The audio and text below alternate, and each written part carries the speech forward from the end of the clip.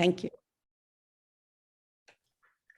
Good afternoon, everybody. Welcome to our Beyond Black History Month for March. And this special Beyond Black History Month will feature fiber artists, African-American quilters, some of whom we know very well. And I'm going to pass this over to Linda Crump, who co-chairs our Ed Committee and also happens to be a quilter. Thanks, Linda. Thank you, David. Why don't you go ahead and spotlight me? And I'm going to ask everyone else to do a couple of housekeeping things. The first thing, make sure your view is on speaker because you'll be able to see better. Make sure you're muted. And if you have any questions, please put them in the chat as we move forward with this. And I thank you all for coming to this presentation. I don't know how many of you know that March is, besides Women's History Month, it's National Quilting Month too. And also this Saturday will be a big quilt celebration all over the nation. What we hope to do today in the program is to just kind of introduce you to some things about some famous quilters and some of our local quilters. We only have an hour, so it's hard for us to do all we could do about quilting. But I guess one big basic question is, what is a quilt? In its simplest form, a quilt is just 3 layers of fabric joined together with thread. And if you think about the simplicity of that and what we hope you get to see and enjoy today, you'll be really surprised. I'm going to ask Marian to go ahead and start sharing her screen because we do have a couple of videos we would like to show also.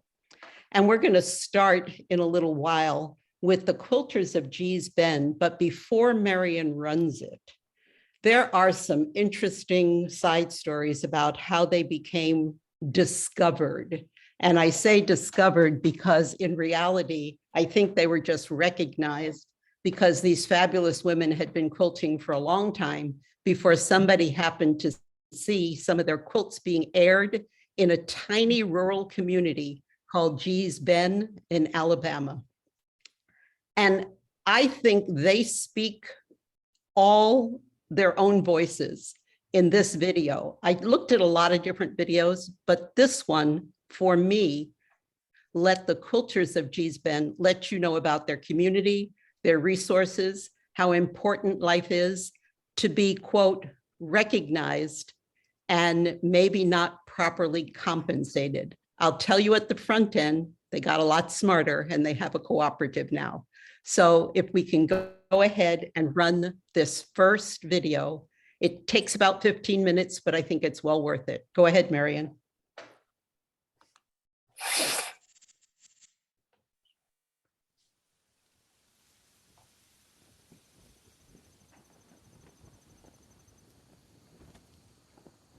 Have you ever paid trees any attention?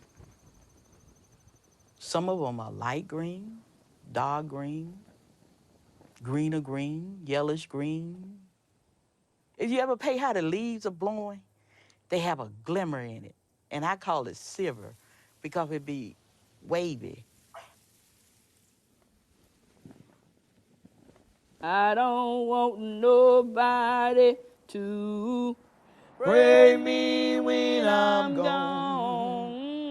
Then sometime at night, when I'm laying down in the bed, I'm dreaming about something. Then I have my pencil and my paper beside the bed, and I just sketch that out on paper. Lord, I don't want nobody to pray me when I'm gone. It's just something to keep your mind occupied, that's all. And then you quilt for your children. Was I yet live? If you want to make me a quilt, Lord, to help me. Yes, At first, I wanted to leave home. But then, when I got older, I began to like it a little more, and then I began to fall in love with it. The biggest of my challenges was farming. I picked cotton. I didn't like it, not at all. But it was life. We had to do what we had to do to make a living. When my parents finished their farm, then we go over and help our neighbor get their farm. We just worked together.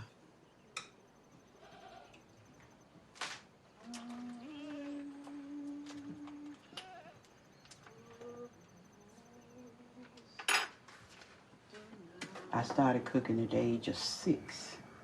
Would you believe that? I was the only girl, but Mom gave all of her brothers a chore in the kitchen.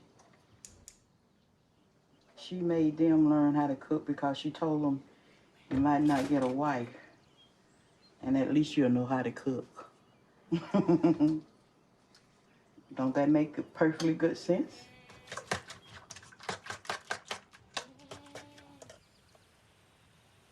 Gee's Bend, Alabama, there's a rural community. How Zeus managed to get over there? You have to go 50 miles to shop. But to live in a community where everybody knows everybody, that's a good thing. I am Essie Petway. Everybody call me Tut. China Petway. My name is Mary Lee Bendall. My real name is Rita Mae, but most people call me Rabbit. If one not related to the other one related to the other one. And we all know one another. We are kin people.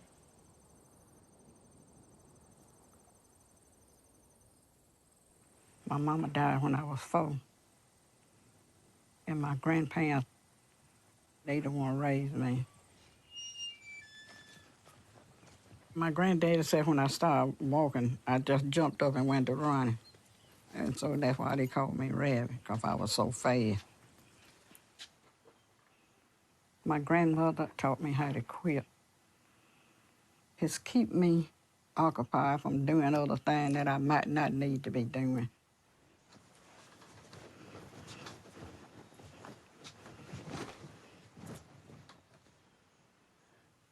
So it's like that.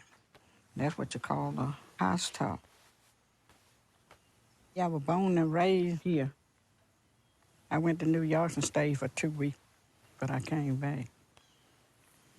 And I've been here ever since.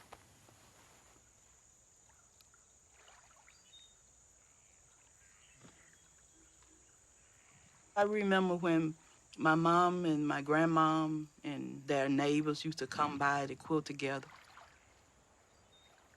And I used to just sit there and look up under the quilt and wonder how they was going up and down with that needle. They wasn't even sticking their fingers, but I said I'd be done stuck my finger to death. But it was real exciting to see that as a child.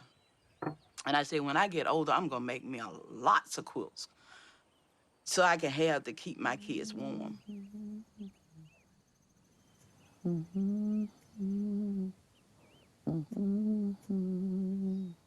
They would teach us when we was under the quilt, listening to them, praying and talking to God about their children, how they wanted them to grow up and be men's and women's. Lord have mercy. To love their children and to teach them the value of life. Lord have mercy. They understood what it was about family. Save my soul. You could feel the love.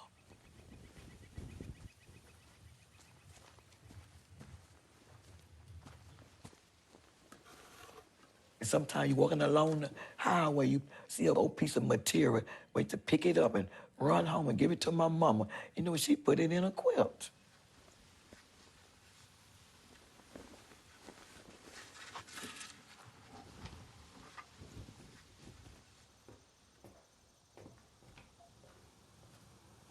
some of our old blue jeans, and I just took them and cut them up and made this, turn it into a quilt.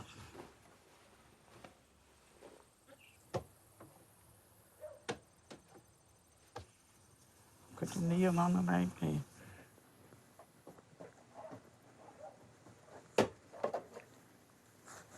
That's the way you do it.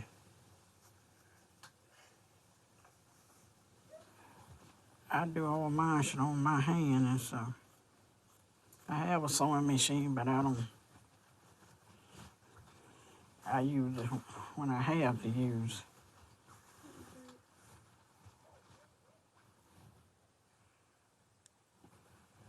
And then go to stitching.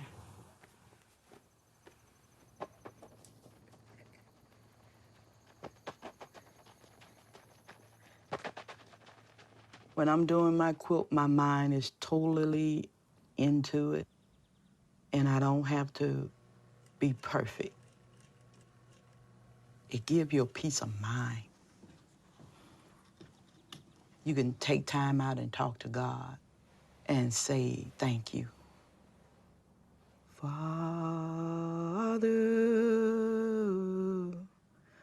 I stretch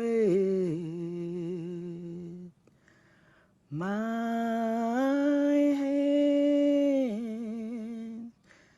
to thee.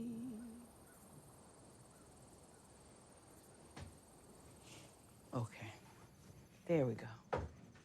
There we go. I get to make the decision of whether I want to put this in there or take it out. And if nobody else like it, so what? It going on my bed because it's mine.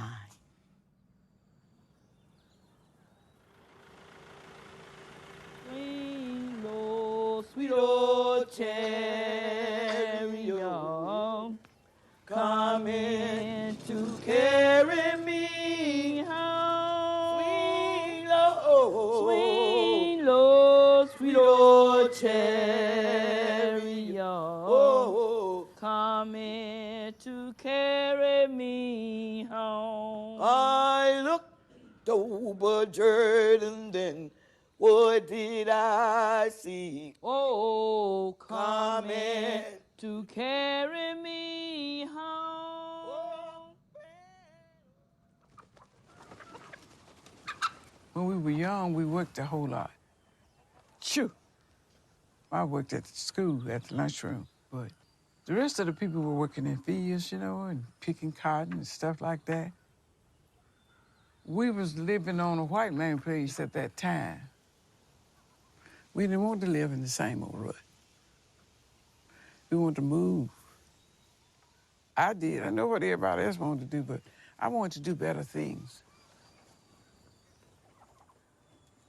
When I went to march in the civil rights movement, I didn't know the police and everything was there, taking people to jail, beating them and all that kind of stuff. I didn't know. I really wanted to become a registered voter. You know, when you become a voter, you could do something. It's okay now, but not like it should be.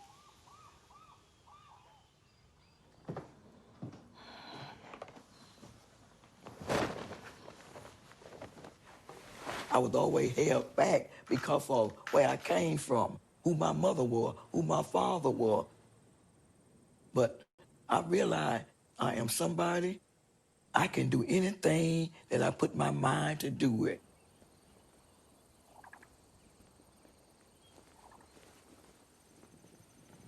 It make me feel great. 'Cause I never thought Wilson would be in no museum no way.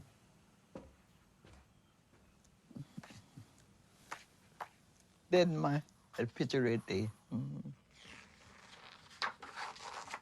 Oh, this the first year to start. There's my quit there. There's quit there.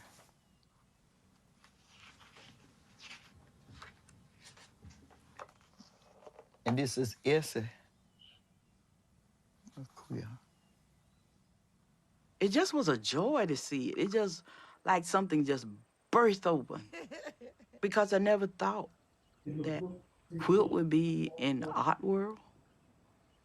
People would think that was beautiful, that something we done could be shown all over the world and people get joy out of it. Oh, girl, I just loved it. You can look at a quilt. It can give you a feeling of something. You know, it gives you love. You can see love. You can see peace. You can see joy in different quilts. I just love to see my beautiful quilt hanging up there. And I don't know what happened to them, but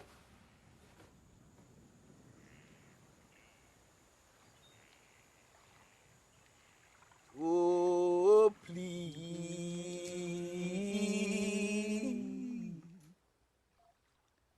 Oh, please. He asked me, was it all right for him to sell my quilt? I tell him, yeah, 'cause you sent me some money, but he ain't told me nothing else since then. Oh, please.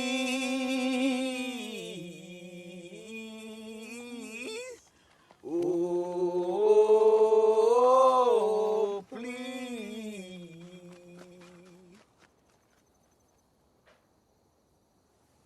We're going to leave this all behind one day. It's not ours in the beginning. We're just only borrowing it for the time we are here. Oh, thank God. Oh, thank God.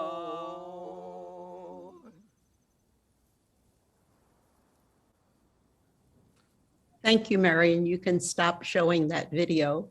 And if you'll go to that first slide, and David, please make sure I'm spotlighted. Everybody else, please make sure you're on the speaker view so you have the best chance to see what we're talking about. I picked that particular video out of a host of videos that I could see because for me, it was having the voice of the Gee's Bend quilters tell you what was important to them, what their community was like, and everything. I had the privilege of actually taking a class at the International Quilt Museum in Lincoln from one of the Gee's Bend quilters. And what you see on your screen right now is how I say she freed me to become a better quilter. Her name was Louisiana Bendall, and one of her relatives was featured in that film. So what she said was, make a quilt, at least a quilt top, of things you know and things you see.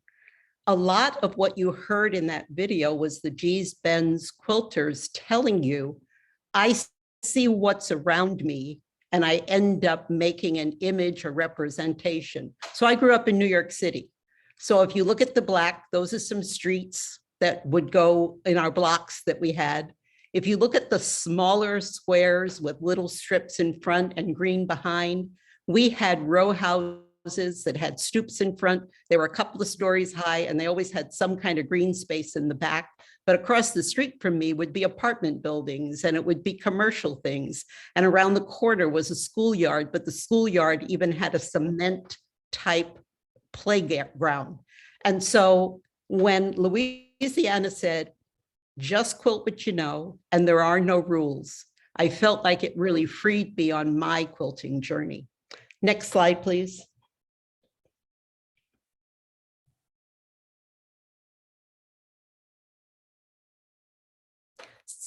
Technology is wonderful. I want you to see what I call the yin and yang of my experience. On the left-hand side of your screen, you will see the first thing I was taught to piece by hand. I was actually in law school at the time, and a group of women decided they wanted to know something about quilting. And our instructor made us only do it by hand she claimed we should have tiny little stitches. I will never zoom in on that particular one because my stitches are a little bit larger than she recommended. But what I love about it is it's clothing that I had made for my daughter, and I turned it into a pillow that she has. If you look at the left side of the screen, that's probably where I am now in quilting. I love modern. I love asymmetry. I love big, bold spaces, and I love things of that nature. So David, will you make sure you spotlight Dana? And I am going to introduce her as you take the spotlight off of me. And Marion, next slide, please. So as Dana is being spotlighted, and she should come up in a minute, her image, I want to read her bio to you because she's one of our ASALH quilters. She said her journey in quilted started with learning embroidery in the 2nd grade, taking sewing in summer school from a family friend who was a demanding perfectionist, making her first quilting college class, then taking a quilting lesson years later at the Parks and Rec classes. She made quilts for the family, friends, charities, auctions, and started a prayer ministry at her parish in St. Augustine. Each step along the way, she has improved her sewing and quilting skills, learning new techniques and color theory. Her biggest challenge has been to ignore her math background and the first training of precision and just let her spirit flow. Dana? Hello, next slide, please. Hi, friends. I'm sharing a few quilts from my quilting journey. My first 2 quilts were from approximately 1970 and were mirror images of an elephant quilt that was featured on the cover of Better Homes and Gardens magazine and was submitted for a class college project when I switched from math to home economics. They were comforters, which meant that they were tied with strands of embroidery thread rather than hand stitched as you saw in the video of the quilters from Gee's Bend. So the knotted threads held the 3 layers together. And when I placed the quilts on the beds in my boys' bedroom, the elephants faced each other. As you can see from the top of the ears, the top and side of the ears, these quilts were well loved and well used. Next slide, please. This is Tom's quilt. It's a squares within a square, and it was made for my husband, who claimed that all of my quilts were going to other people, and he wanted a quilt for himself. I was in a group of African-American women who made quilts for children in a foster home out of fabrics that had been donated from decorator shops and fabric shops. I first made this quilt, this design, in a blue palette and machine quilted it. So for Tom, I switched to the brown palette and hand quilted the design. I don't know if you can see it, but I selected the colors from the block that's on the far left. You can see that there's a floral shape with a light color, and then there's some, so the pale coral is within that flower, and the magenta is throughout as well. Next slide, please.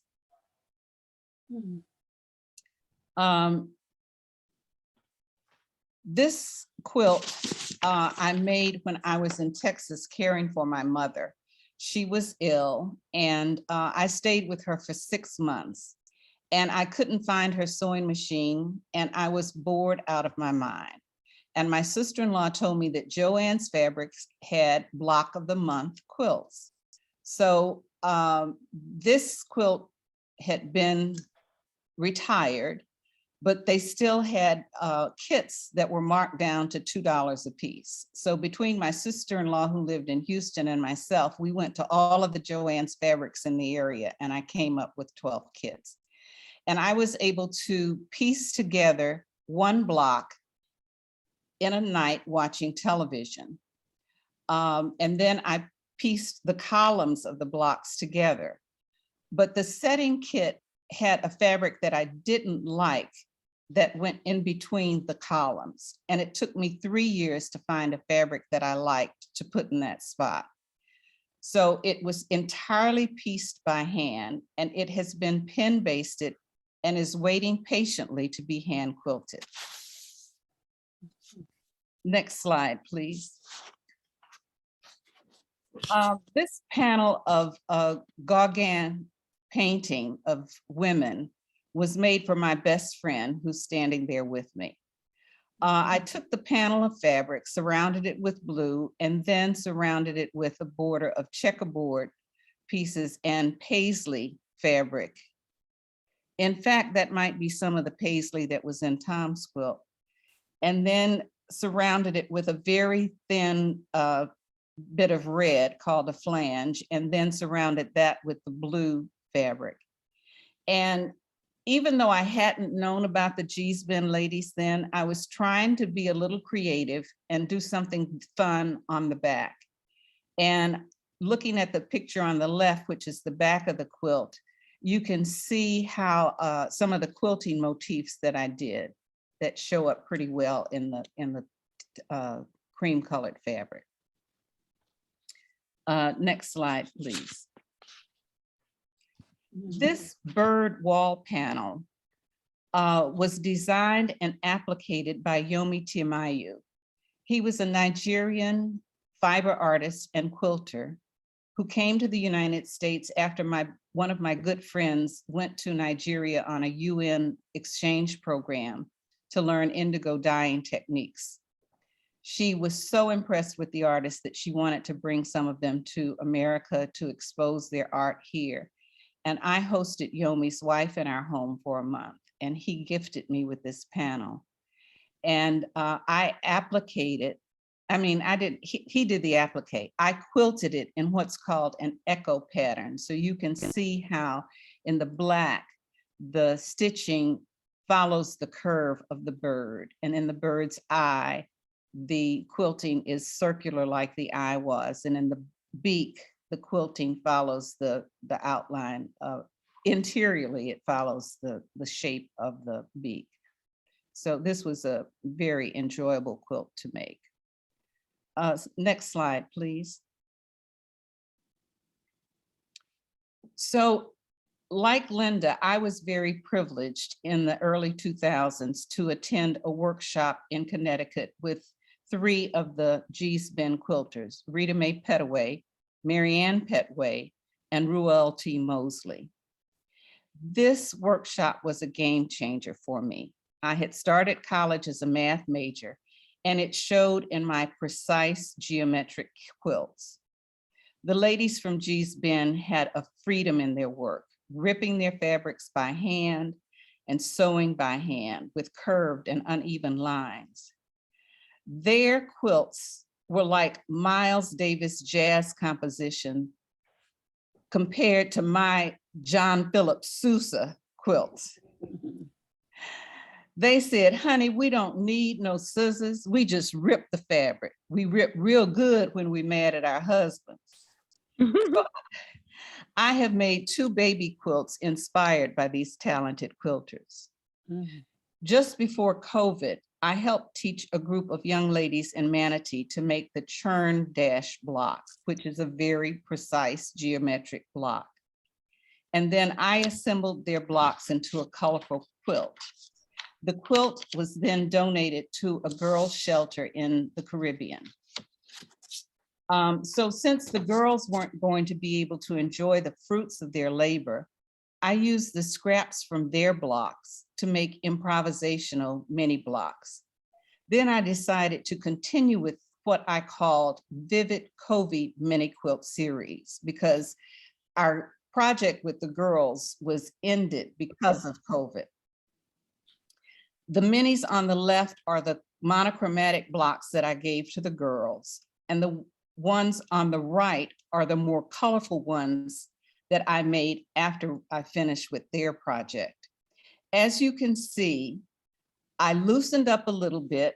The quilts are not perfect rectangles, and the one with the blue dark polka dot fabric is uneven lines interior to the quilt. But I'm still working on loosening up and getting free. Along the way of my quilt journey, I joined guilds, took workshops, started a prayer quilt ministry, made quilts for friends, families, babies, charity auctions, women's shelters, and foster homes. My husband says that I have enough fabric and thread to last the rest of my life. And if he ever has to put me in a home, he just has to hand me a needle, some thread, and some scraps of cloth, and I'll be just fine. Thank you for letting me share. Thank you, Dana. That was amazing. And I want to ask you one question before you go off. How long ago did you really start quilting? What year? Do you recall? My first son was born in '68. And so it was about 70 that I made the elephant quilt. Thank you so much. And we'll come back to Dana when we all come on in the end. David, would you go ahead and highlight Jean and take the spotlight off of Dana? And Marion, next slide, please. I'm going to start reading Jean's bio as he comes on. And it said that Jean was moved to spend more time with his wife. I won't say who she is. During the time she hid in the quilting room and quilted, he bugged her to make a quilt of t-shirts that were part of our lives for our first grandson, Stokely. She said, "Sure, Jean." Wash the t-shirts to get out all of the fabric softener because that was important. Next, cut the t-shirts, keeping the pattern of the front intact, and put on stabilizing material to make them easier to sew, so all the T's will sew together. Next, she said to ... on and on and on. And lastly, sewing the binding, and that was his first quilt. He also made an additional quilt that he gave to his youngest grandson, Carter, and he gave his quilt of valor to his middle grandson, Miles. Jean?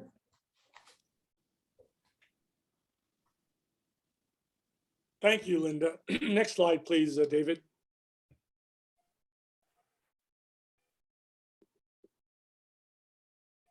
Next slide, Marion.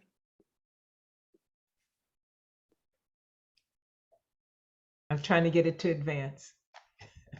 It won't advance. Well, I'll start with my memory. I think I tried to get closer to my wife while she was quilting because she wasn't with me and I was lonely. So we said, let's make a t-shirt quilt. Next slide.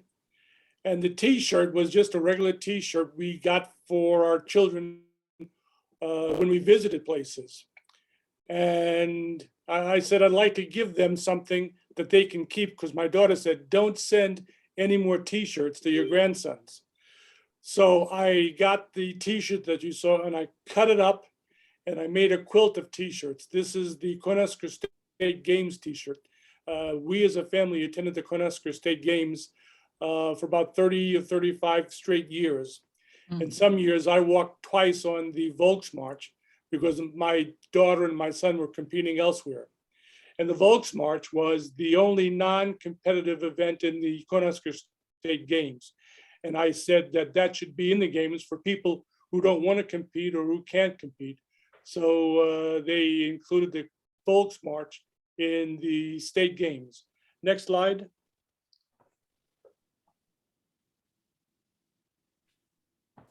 You can see that blue square in the Cornhusker State Games, which was the very first Cornhusker State Games shirt that didn't have a date because we didn't know the success of the Cornhusker State Games. Next slide. This is me on my second quilt. I took my t-shirts and sliced them in thirds and rearranged them on the quilt. And I use a long arm quilt, which is a long arm quilt. And then I put some flashing on there and some sashing on there, and then I spaced it out and I put a different binding on the t-shirts. And that was my next quilt that I made for my grandsons. Next slide, please. And you can see the border that I made around the quilt, and you can see all the t-shirts that were cut up into thirds and fourths. And some of those t-shirts are the Cornhusker State Games, Jazz in June, Boys State, Girls State, things of that nature. So they're all the t-shirts that my daughter wouldn't let me give my grandsons. So I suspected she would keep the quilt because she couldn't throw it away. Next slide, please. And this is the full-length view of the quilt. I made them all for quilts, for queen size beds. You can see all the shirts on there that I enjoyed getting for my grandchildren and my children. And it's made me closer to my wife, and I appreciate that. And quilting has been a very good experience for me. I've learned so much from Linda, but she says she taught me all that I knew about quilts, but she didn't teach me all she knew about quilts. And she's holding it over me now. And I'm in the quilt room of our new home. You can see on the back the things she's working on. And it's really a good experience to quilt and to quilt with the person you love. And I think that's all that I have to say about the quilts. Thank you so much, Jean, for sharing part of your journey. I take it you have some other quilts in your head that you want to make. Are we Yes, going to see some in the future? you will, without a doubt. Okay, thank you so much. David, would you go ahead and spotlight Jackie and take the spotlight off of Jean? And Marion, will you advance the next slide, please?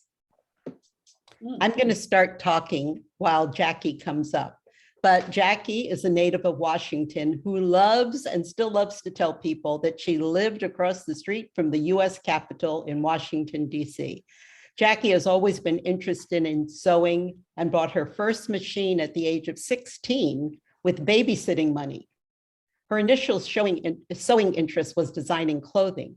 However, seeing the personal and emotional impact of the AIDS quilt on her patients at the National Institute of Health, she took advantage of NIH's staff quilt classes and used this knowledge to help her patients create their quilt legacies.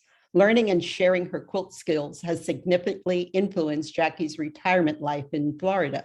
She became a charter member of the Port Charlotte Quilting Guild and is currently in the Friendship Knot Quilting Guild and is a member in Sarasota. At the Viking Sewing Machine store in Port Charlotte, Jackie taught quilting to their customers. Her quilts have won several ribbons at guild shows. Jackie's primary focus now is to make art quilts. She presently is writing a proposal to start a ministry fabric art program at the Unity Church of Sarasota. Jackie? Hello, everyone. Next, please, next quilt. Next slide, please.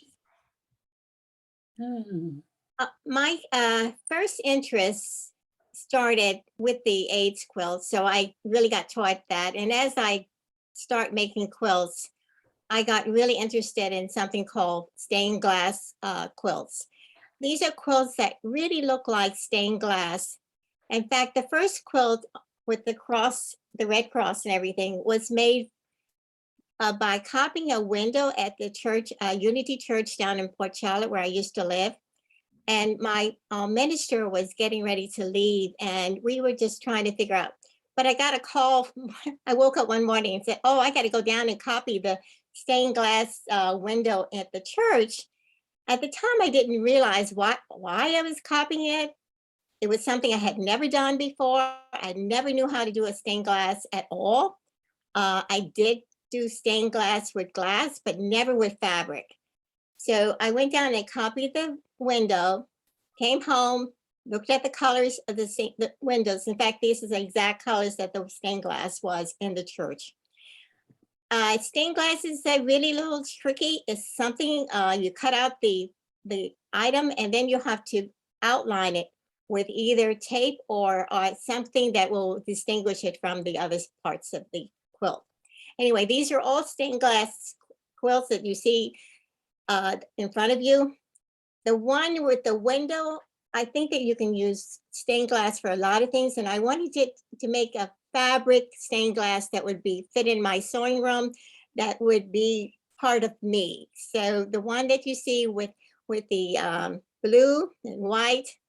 That is actually a Frank Lloyd Wright design. And I have a book of his designs. And recently I found out that book is worth $65. I couldn't believe it because it's kind of discontinued.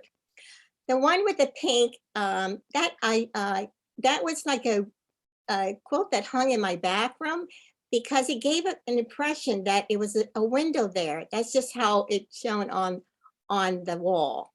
So I really love stained glass. The one in the middle, which I call Hominy, is inspired by my love for stained glass. And I still have this one hanging in my bathroom here in Sarasota. Next. Now this is considered an art quilt. These are quilts that actually, the one with the scene with the palm tree and the people on the beach, actually I took a picture of some people on the beach and then I improvised some other things to put in the picture. But this is all done with fabric to look like a painting. And so that was one of the first art quilts that I ever did. And putting the clouds in to make it look like it's they're clouds and not, and that's not just fabric, it's actually cut out and paste, not paste, but stitched in so that it looks that way. The boats and everything are placed that way too.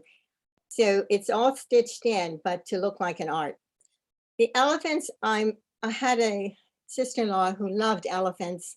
And so I decided to make an elephant quilt for her. So these are all my designs because there's no pattern for these things. So the elephants are my drawings and stuff that I actually cut the fabric out. The light parts of the elephant that are shaded to give some highlights, I actually bleached the fabric to get those kind of looks. These are photos, so they don't come out as well as the quilt looked. But anyway, so this goes back quite a bit. Next, please. This is also considered art quilts. I liked the pictures of the Indians, and each one of them was, the fabric was given to me. I didn't know what I was going to do with it one day. So I decided one day just to play around with some squares and some designs. And this is what I ended up with. I really love them because it was all kind of impromptu things. You know, if I liked it there, I left it there. Something like what the G. Benz women would have done, except I don't think I can get away with not having straight lines and stuff. If you see in the corner there, it just shows you what kind of quilting I did. Most of the quilting was done by machine and depends on which way I wanted it to go. I just kind of winged it. So anyway, next. The quilt with the star was a major project for me. These, if you saw that, this photo doesn't do any justice to this quilt, I'm sorry to say. Most of the squares in this particular quilt are no bigger than an inch, and they're put together really tediously because you have to make sure that all your squares and things match up. You got to make sure that your points also are points. And inside this quilt, there's little squares in the middle off to the side. Each one of those squares is done with what we call mirror imaging. So I took the fabric that was around the border, which then I took mirrors and I made the fabric come to look like a oh, I can't think of the word I'm looking for. Scout. The thing they used to look through. Telescope. Telescope. Yes. So so each one of those were done to look like a telescope, and each one is different, even though it's made out of the same fabric. So that's one of my pride and joys. It's actually hand quilted, which took me a long time because this quilt is about 60 by 60.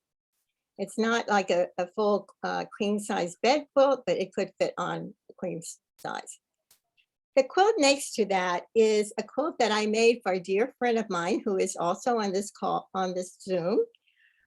These little yo-yos, some of them were made by her and her mother while they sat looking at TV or something. And they were old yo-yos. And I had never really done yo-yos. So one day she handed me this bag of yo-yos and I didn't know what to do with them. And I had to finish some too, because all of them weren't finished. And so I would sit down at the TV and just yo-yo myself to death. I got so used to it. I really loved it because it was relaxing.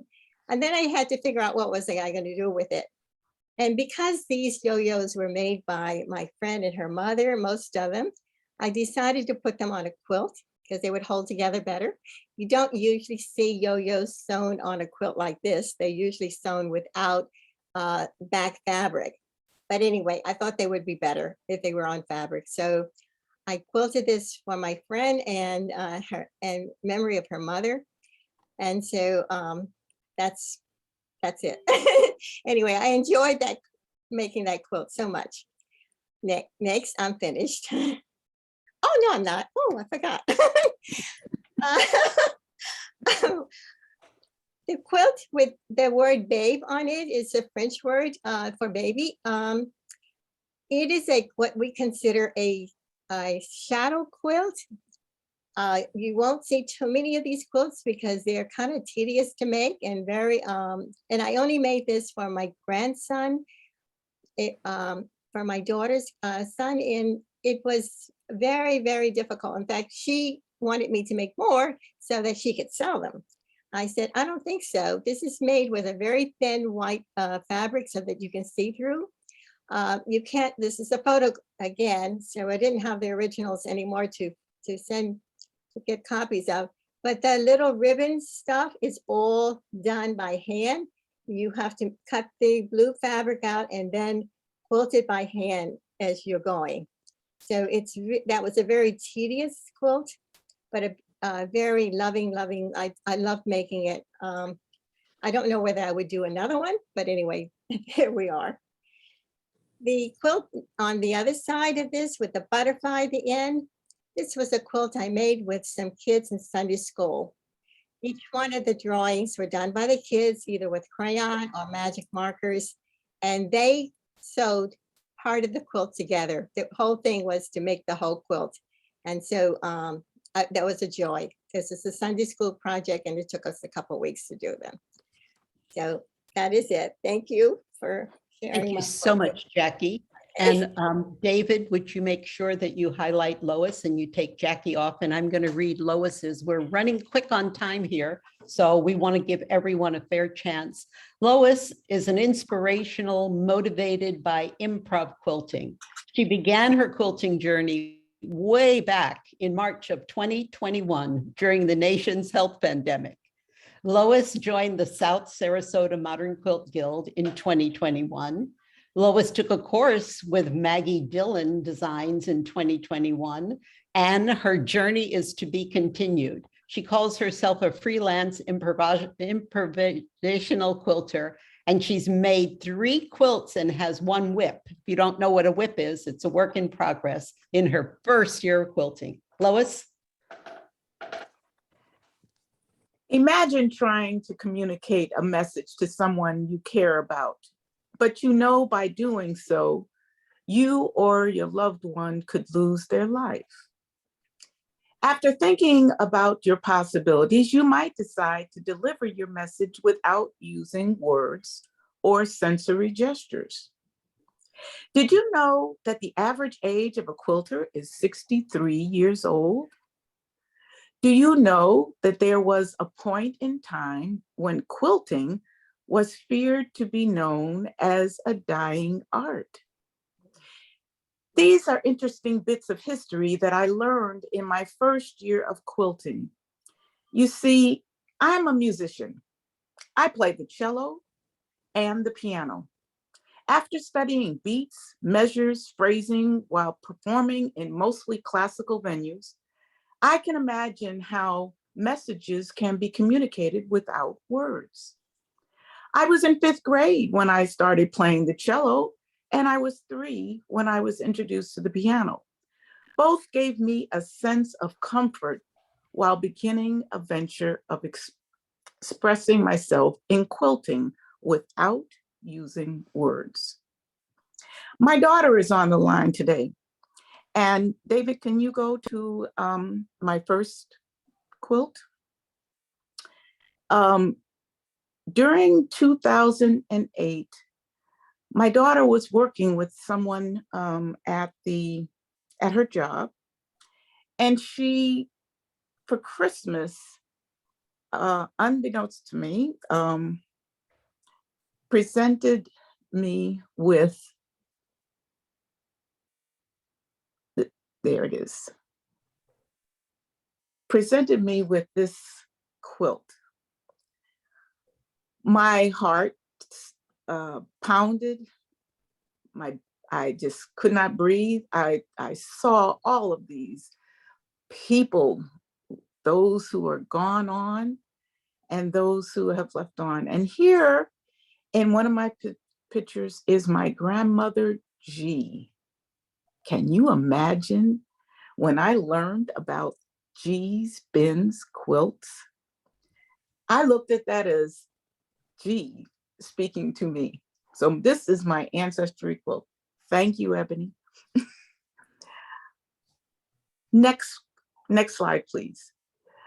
Last year, during the season of March Madness, while most of my friends were focused on football, or is that basketball? Oh, whatever. I thought about taking time out to explore a new hobby. I drew a couple of sketches. I painted an elephant.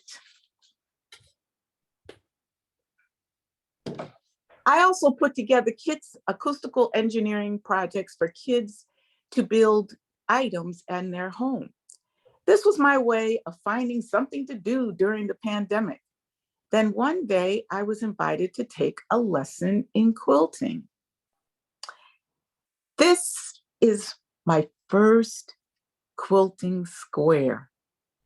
I don't know if that's the correct term, but I was very proud of that moment. Thank you, Linda Crump.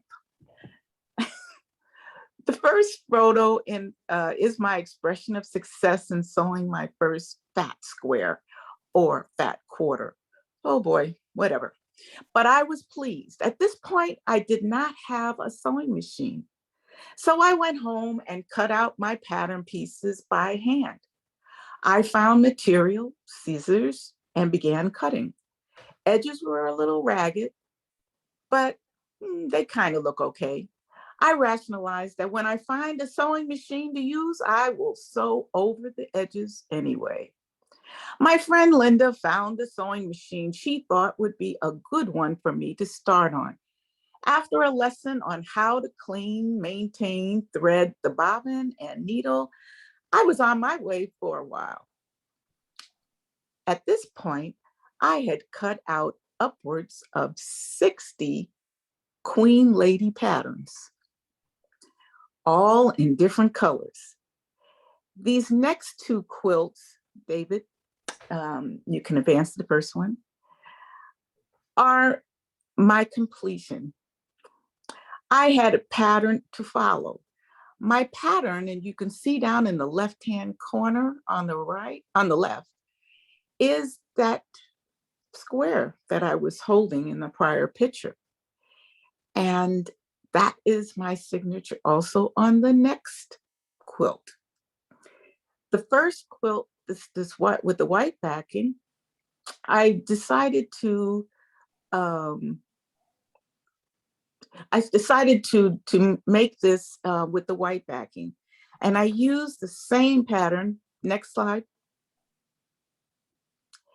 with the black.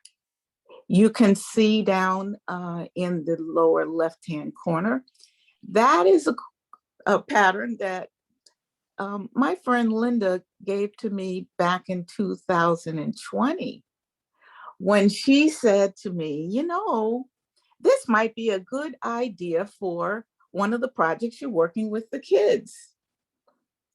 That pattern stayed there for a while and I didn't do anything with it. But once I was on a roll with all my colorful queens, I decided to make that my signature spot. So that also is in my lower left-hand corner. You know, I realized two things. I needed to bind these and make a quilt so that they can be finished or complete. I was clueless about how to quilt, and I didn't know what kind of stitch to use. So I went on YouTube, and this lady demonstrated the stitch. So I tried. It looked easy, but well, it wasn't. But I completed it anyway. Then I decided to do something using a black square interface. I think I got this. I don't know. Now I finished these two, and I have 36 more queens, different colors to go. This time I decided to freelance. Next slide. I had seen another way to make my queen quilt.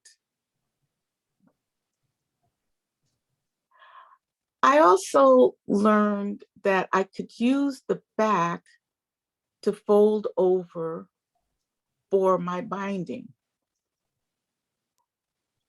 Next. Next one. Yeah. Okay. Interestingly, that quilt did not turn out like I thought. So I learned how to unstitch. Did a lot of that. But I call this my LIFO. Last in, first out. Meaning I started it last, but I finished it first. During this time, I took a class with Maggie Dillon. She's on the call today too. I'm a visionary, and I can see how quilting can be a pleasurable expression for me. I quickly learned that Maggie's attendees were far more advanced than me, but I continued to go, and I learned a lot. The next quilt, please. During my free expression of my own, taking into consideration the things that I learned, looking on my YouTube, talking to Linda, talking to Dana, talking to Jackie, and talking to Mary Henley, my Sora in Mount Pleasant, and Debbie Ballard, who was one of my neighbors years ago, and Francina, who surprisingly was working on one of those projects with me, showed me all of her quilts. Man, oh man, I was excited. So I joined the South Sarasota Modern Quilting Guild, and I went 3 meetings in person and a couple over Zoom. And I still am quite intimidated by many of these ladies, but I'm so invigorated and encouraged by that. This particular quilt, I began the day that I learned that my father passed. So it is definitely the memorial for me because he died in Colorado and I was in Sarasota, Florida. There was no pattern. That bottom left-hand corner has no pattern to it at all. It's just details. All those little squares are mine. I just cut them out and put them together. It is not finished yet. And this is where I have to pick up from here, is how to bind that together. It is the size that will fit on our queen size, our king size bed. And I just am grateful for the opportunity to present my first year. I feel like a toddler. And it is my way of saying thank you to my daughter, to Debbie, to Mary, to Linda, to Dana, to Francina, to Jackie, and to Maggie. Thank you for being my support team. I love this expression without using words. With appreciation, your improvisational quilter. Thank you, Lois. Lois. I'm going to ask Marion to stop sharing her screen and we'll show the Bisa Butler later because I would like you to highlight all 5 of us. If there are any questions or comments that anybody has, I'd appreciate them having the opportunity to ask any of us. And I'm actually going to start with one of the questions as people are being spotlighted that come up. We saw in the Gee's Ben video, people who had very little resources, but made amazing quilts. We saw all kinds of ways of doing it. I noticed there was a Juki machine. A Juki is like an industrial strength machine. And then I saw somebody else ripping up little scraps of paper to try to decide how she was going to make it and stitching everything by hand at the same time. So I want to ask you ladies, any of you, and Jean, if you can be highlighted, we'll have you join too. Just about what kind of equipment did you use? I started out with a FAF and then moved to a more advanced FAF. And now I have an Elna, which I don't like nearly as much as I like my FAF. I think I started out on a Singer sewing machine, then I went to a Janome sewing machine. And like I said earlier, when I quilted my quilts, I went to a long arm quilting machine in our Maker's Mark in Nebraska. I basically had a Singer sewing machine, which I had for maybe 30 years. I used it until someone said it could sound like a motorcycle in our class and said, "Your husband has a boat?" I said, "Yes." "Well, why are you using that old machine there?" So here we are. And Lois? I think I started out with the Juki. Is that right? Yes, you did start with a Juki. And you know, I think that's been intimidating for some people. They think that they just don't have the resources. And if you go back to those women from Gee's Ben, all you need is to express yourself. There's so many ways you can express yourself. And a lot of them have done them in a lot of different ways. I'm going to go ahead if there are no questions at all in the chat, and I don't see any. But if somebody wants to just speak up and ask a question, I would like to show that Bisa Butler video, but I know a lot of you have to leave and we are past the 5 o'clock hour. We're at 5:03. So last chance for a question. Why don't you stop the Beyond Black History and then pick it up? Okay. After you We're stop going to it. go ahead, David, and you can stop the recording. And I know some of you have to leave, which is fine. And once David has stopped the recording,